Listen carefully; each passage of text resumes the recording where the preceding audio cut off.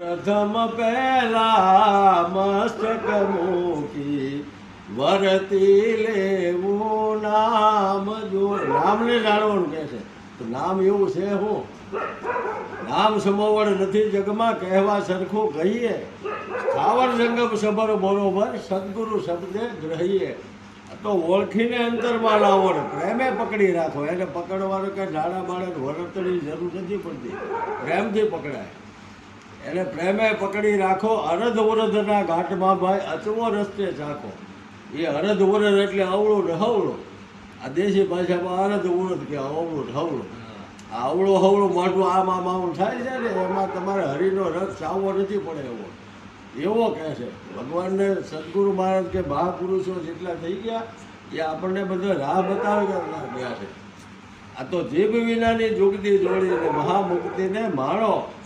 મન વચન કર્મે માણી લે છે જાણી લે સોમાં કોઈ એક શાણો.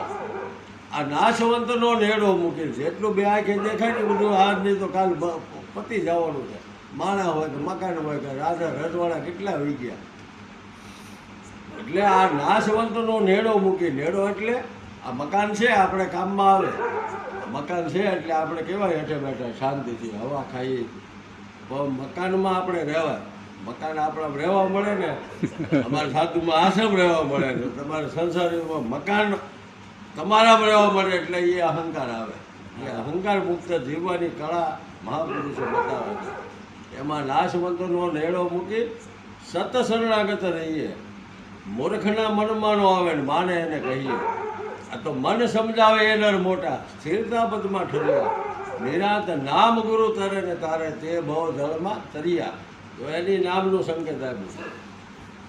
નામ સમોવડો કો નહીં જપ તપ તીર્થ ને યોગ. નામની હારી એકે નો આવે જપ તપ તીર્થ ને યોગ. નામ સમોવડ કો નહીં જપ તપ તીર્થ ને યોગ.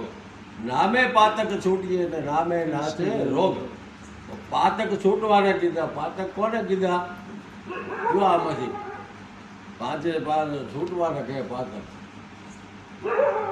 પાતક પાંચ વિષયોને કીધા છે. શબ્દ સ્પર્શ રૂપ રસ ને ગંધ. આમાં દરેક જેટલા જીવાત્માઓ છે ને જીવાત્માથી બધા ભાળી જાય. આ કોકને શબ્દનો મજા આવતી હોય, કોકને સ્પર્શમાં મજા આવતી હોય, કોકને રૂપમાં હોય, કોકને ખાવાની મજા આવતી હોય, કોકને ફરવાની મજા આવતી હોય.